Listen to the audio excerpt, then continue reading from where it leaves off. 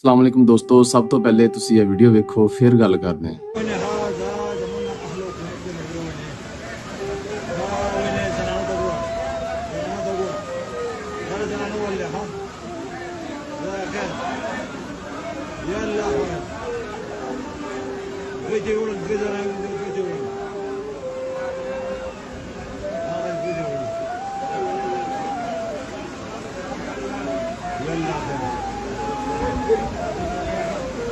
Slows انا مشمول ديونا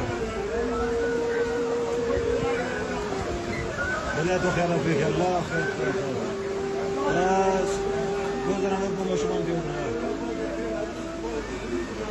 जी दोस्तों, ਸਵਾਦ ਦੀ ਖੂਬਸੂਰਤ ਤੇ ਸਰਸਬਜ਼ ਵਾਦੀ ਜਿੱਥੇ ਲੋਕ ਸਕੂਨ ਲੱਭਣ ਵਾਸਤੇ ਆਉਂਦੇ ਨੇ, ਅੱਜ ਉਹ ਵਾਦੀ ਵਹਿਸ਼ਤ ਦੀ ਵਾਦੀ ਬਣ ਚੁੱਕੀ ਹੈ। ਅੱਜ ਫੇਰ ਦਰਿਆਏ ਸਵਾਦ ਦੇ ਵਿੱਚ ਇੱਕ ਹੋਰ ਕਿਆਮਤ ਖੇਜ਼ ਮੰਜ਼ਰ ਵੇਖਣ ਨੂੰ ਮਿਲਿਆ। ਡਸਕਾ ਜ਼ਿਲ੍ਹਾ ਸਿਆਲਕੋਟ ਤੋਂ ਤਲਕ ਰੱਖਣ ਵਾਲੇ ਕੁਝ ਸਿਆਹ ਦਰਿਆ ਦੇ ਕਿਨਾਰੇ ਨਾਸ਼ਤਾ ਕਰ ਰਹੇ ਸਨ। ਹਰ ਪਾਸੇ ਹੰਸੀ ਖੁਸ਼ੀ ਦੀ ਫਜ਼ਾ ਸੀ, ਪਰ ਅਚਾਨਕ ਦਰਿਆ ਵਿੱਚ ਇੱਕ ਜ਼ੋਰਦਾਰ ਸਲਾਬੀ ਰੇਲ ਆਇਆ ਤੇ ਲੰਮੇ ਵਿੱਚ ਹਰ ਸ਼ੈ ਬਦਲ ਗਈ। ਲੋਕ ਇੱਕ ਖੁਸ਼ਕ ਟੀਲੇ ਤੇ ਚੜ ਗਏ ਤੇ ਉੱਥੇ ਖਲੋਤੇ ਇੱਕ ਇੱਕ ਲੰਮੇ ਵਿੱਚ ਜ਼ਿੰਦਗੀ ਦੀ ਭੀਖ ਮੰਗਦੇ ਰਹੇ। ਚਸ਼ਮਦੀਦ ਗਵਾਹ ਕਹਿੰਦੇ ਨੇ ਕਿ 15 ਤੋਂ 17 ਬੰਦੇ ਪੂਰੇ 1 ਘੰਟੇ ਤਾਈਂ ਮਦਦ ਦੀ ਪੁਕਾਰ ਕਰਦੇ ਰਹੇ, ਪਰ ਕੋਈ ਨਾ ਪਹੁੰਚਿਆ।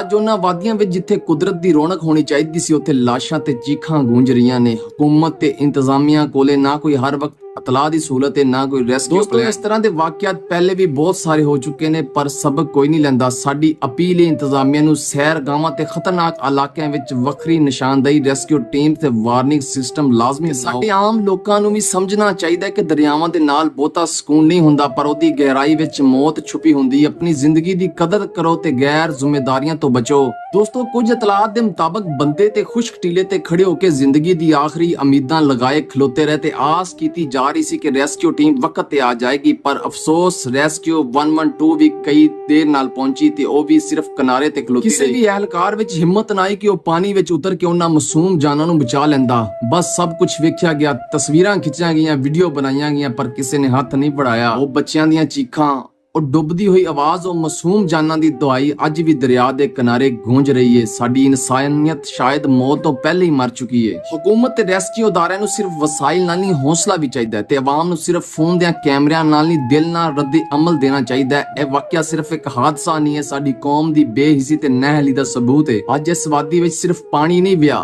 ਅੱਜ ਉੱਥੇ ਇਨਸਾਨੀਅਤ, ਜ਼ਮੀਰ ਤੇ ਵਕਤ ਦੇ ਮਦਦ ਦਾ ਜਜ਼ਬਾ ਵੀ ਡੁੱਬ ਗਿਆ ਹੈ। ਅੱਲਾਹ ਪਾਕ ਮਾਸੂਮ ਜਾਨਾਂ ਨੂੰ ਜੰਨਤ ਅਤਾ ਫਰਮਾਏ ਤੇ ਸਾਡੇ ਹੁਕਮਰਾਨਾਂ ਨੂੰ ਅਕਲ। ਦੋਸਤੋ, ਮੰਜ਼ਰ ਯਾਦ ਕਰੋ ਜਿੱਥੇ ਦਰਿਆ ਦੇ ਵਿੱਚ ਇੱਕ ਖੁਸ਼ਕ ਟੀਲੇ ਤੇ ਕੁਝ ਮਾਸੂਮ ਬੱਚੇ ਆਪਣੀ ਜਾਨ ਬਚਾਉਣ ਦੀ ਕੋਸ਼ਿਸ਼ ਕਰ ਰਹੇ ਸਨ। ਜ਼ਿੰਦਗੀ ਦੇ ਇਹ ਨਏ ਮੁਸਾਫਰ ਚੀਖ ਕੇ ਮਦਦ ਮੰਗ ਰਹੇ ਸੀ। ਉਹਨਾਂ ਦੀਆਂ ਆਵਾਜ਼ਾਂ, ਚਾਚਾ ਮੈਨੂੰ ਬਚਾ ਲੈ, ਅੰਮੀ ਮੈਂ ਨਹੀਂ ਮਰਨਾ, ਇਹ ਆਵਾਜ਼ਾਂ ਸਿਰਫ ਦਰਿਆ ਵਿੱਚ ਨਹੀਂ ਡੁੱਬੀਆਂ, ਉਹ ਹਰ ਇਨਸਾਨ ਦੇ ਜ਼ਮੀਰ ਨੂੰ ਵੀ ਝੰਜੋੜ ਕੇ ਰੱਖ ਗਈਆਂ ਨੇ। ਇੱਕ ਬੱਚੇ ਨੇ ਆਪਣੀ ਛੋਟੀ ਜੀ ਭੈਣ ਨੂੰ ਸੀਨੇ ਨਾਲ ਲਾਇਆ ਹੋਇਆ ਸੀ ਤੇ ਜ਼ੋਰ ਨਾਲ ਕਹਿ ਰਿਹਾ ਸੀ, ਮੈਂ ਤੈਨੂੰ ਕੁਝ ਨਹੀਂ ਹੋਣ ਦਿਆਂਗਾ, ਪਰ ਉਹਨੂੰ ਵੀ ਨਾ ਬਚਾ ਸਕਿਆ। ਇੱਕ ਬੱਚੀ ਆਖਰੀ ਲੰਮੇ ਤੱਕ ਮਾਂ ਨੂੰ ਪੁਕਾਰਦੀ ਰਹੀ ਤੇ ਮਾਂ ਕਿਨਾਰੇ ਤੇ ਖਲੋਤੀ ਰੋਂਦੀ ਰਹੀ, ਪਰ ਕੁਝ ਨਾ ਹੋ ਸਕਿਆ।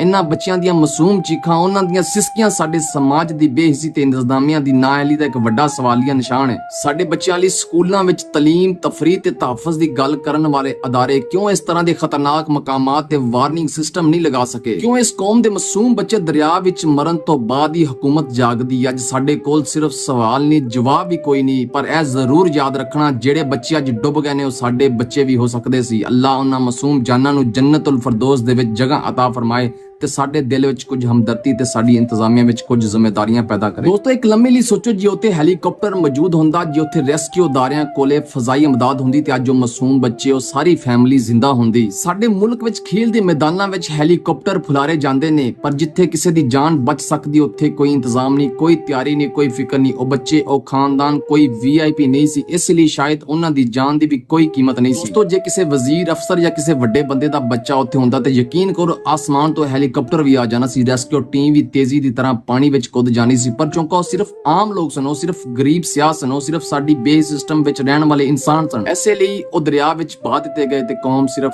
ਤਮਾਸ਼ਾ ਵੇਖਦੀ ਰਹੀ। ਦੋਸਤੋ, ਇਸ ਵੀਡੀਓ ਦੇ ਆਖਰ ਤੇ ਮੈਂ ਆਹੀ ਕਹਾਂਗਾ, ਕੌਮਾਂ ਉਦੋਂ ਜਾਗਦੀਆਂ ਨੇ ਜਦੋਂ ਇੱਕ ਆਮ ਸ਼ਹਿਰੀ ਦੀ ਜਾਨ ਨੂੰ ਵੀ ਕੀਮਤੀ ਸਮਝਿਆ ਜਾਂਦਾ ਹੈ। ਸਾਨੂੰ ਚਾਹੀਦਾ ਹੈ ਕਿ ਅਸੀਂ ਇਸ ਵਾਕਿਏ ਤੋਂ ਸਬਕ ਲਈਏ ਤਾਂ ਕਿ ਕੱਲ ਨੂੰ ਕਿਸੇ ਹੋਰ ਦੀ ਚੀਖ ਨਹੀਂ, ਸਾਡੀ ਆਪਣੀ ਔਲਾਦ ਦੀ ਚੀਖ ਨਾ ਗੂੰਜੇ। ਬਹੁਤ ਸ਼ੁਕਰੀਆ।